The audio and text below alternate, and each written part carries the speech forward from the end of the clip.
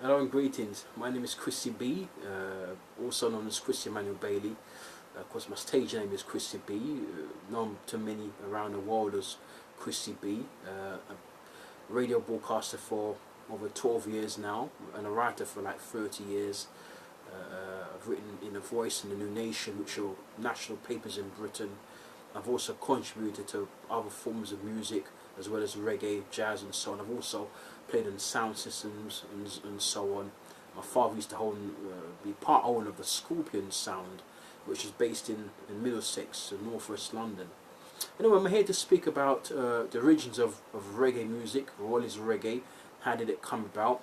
Some of the first songs which were recorded in a reggae style. Of course, for Jamaicans, before reggae were dancing, they created a beat and were dancing to a beat known as rocksteady, which was a lot slower and a more refined and a lot more melodic music.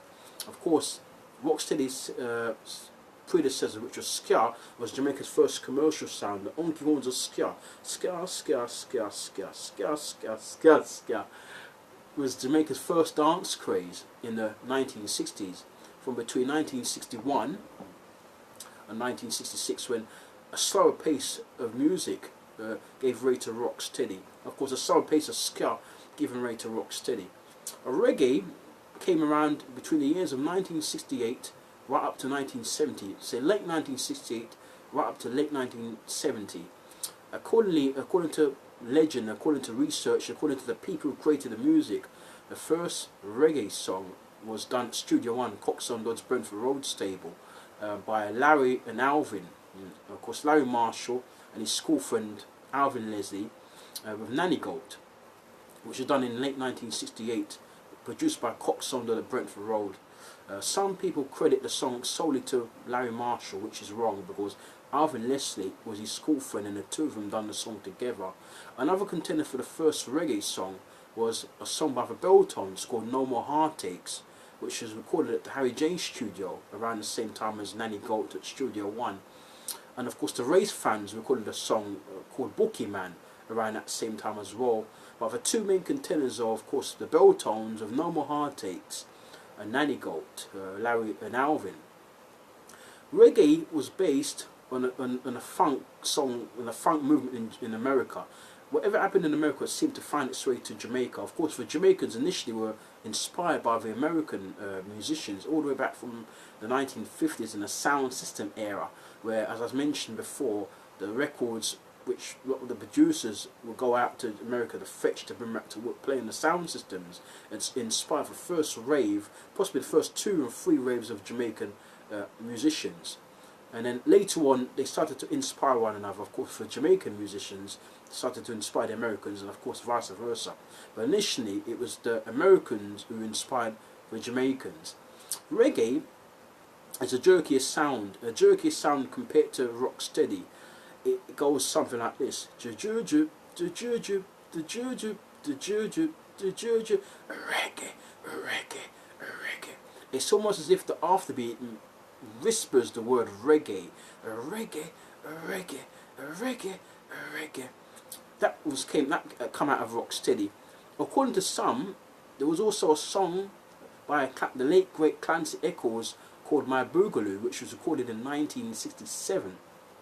Some say that was probably the first time that there was an anticipation of a different beat which was to become, but that was all the way back in 1967, and in 1967 that was the prime of rocksteady.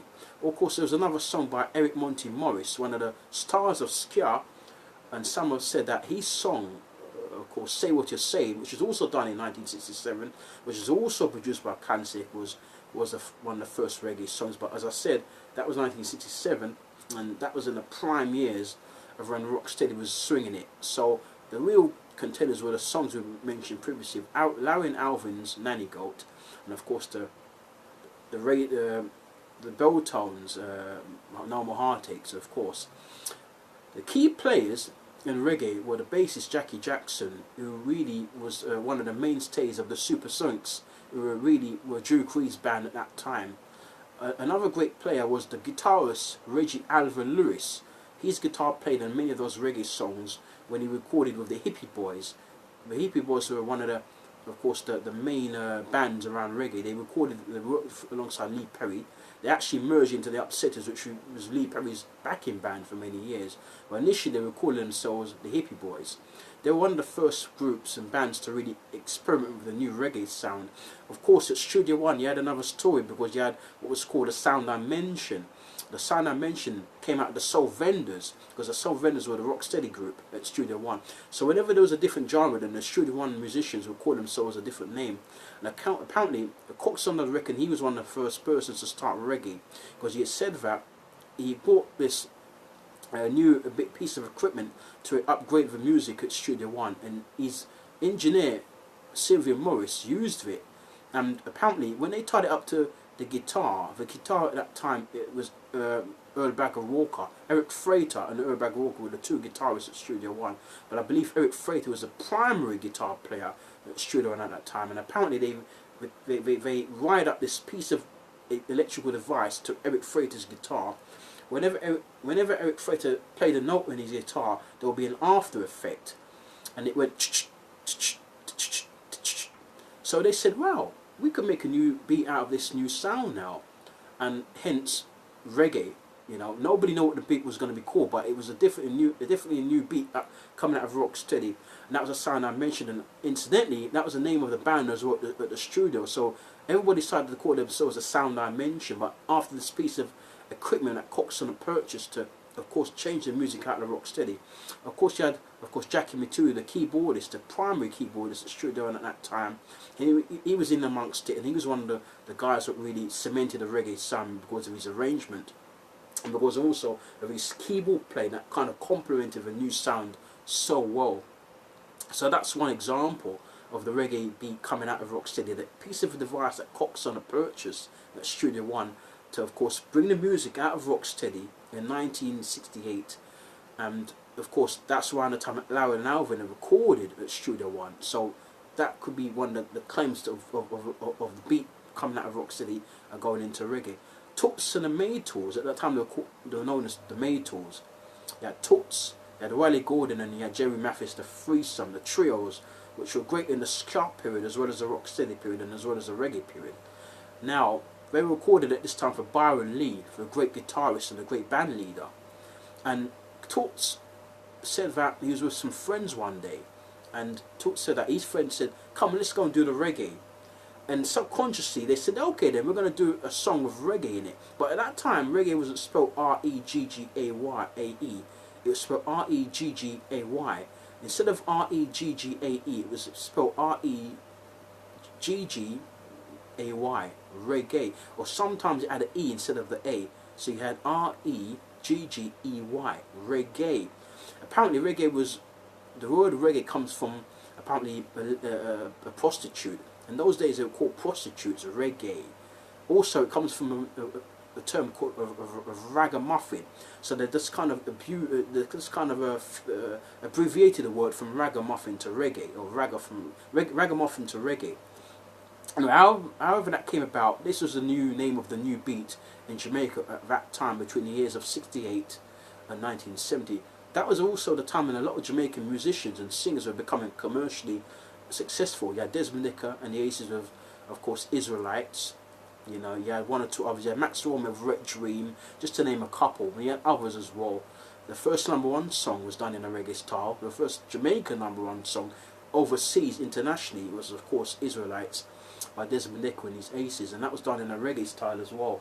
So there you go. That's the power of reggae. Other musicians were really notable at that time. As I mentioned, Oliver Lewis. Of course, you had the Barrett brothers, Carlton and Aston Family Man Barrett. Of course, Carlton Barrett on drums, and you had Aston Family Barrett on bass.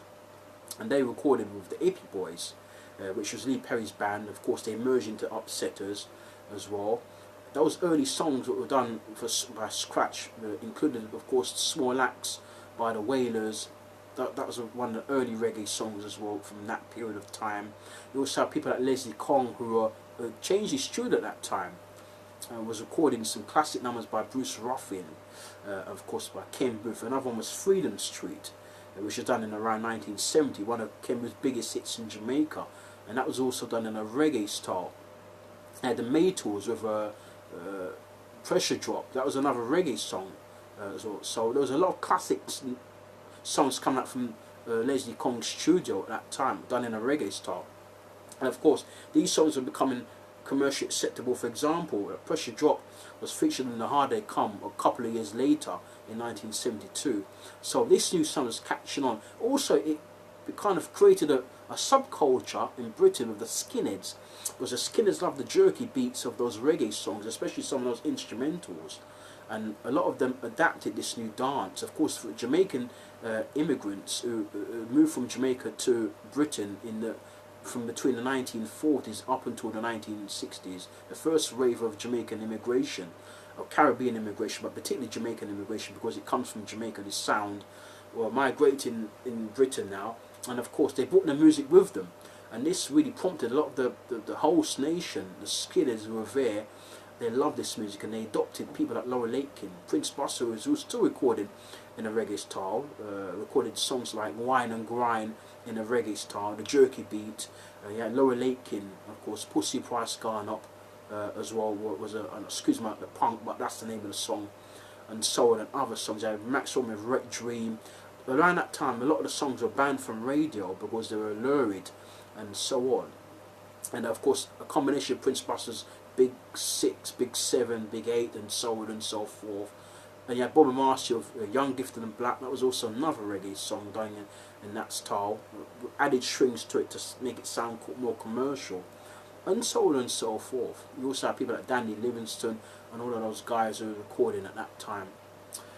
So that new reggae sound was a beautiful sound. So what happened was, after that now, the whole genre started to become known as reggae.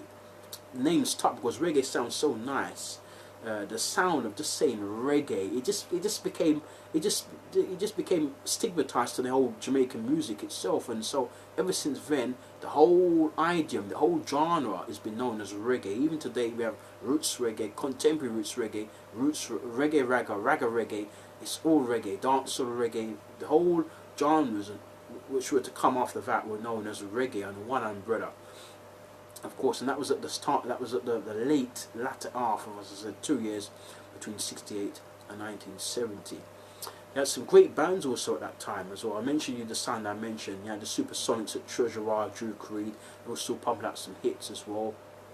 Alvin Lewis Reggie, I mentioned him before. You had Glenn Adams, the organist, who had done many instrumentals for Lee Perry, of course.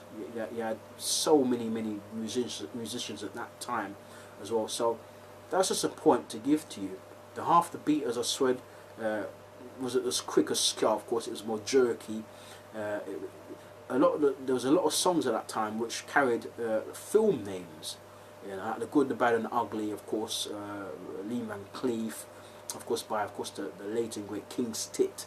So around that time, they had a lot of spaghetti western names which were given to song titles, especially instrumentals, and some of the characters were making reggae at that time as well. So that was a really significant era in the music itself, the reggae sound and the whole reggae movement and the whole reggae energy coming out of its successor, of course, which was also a predecessor, which is of course Roxy, which is a more melodic and more slower in terms of pace and so on and so forth.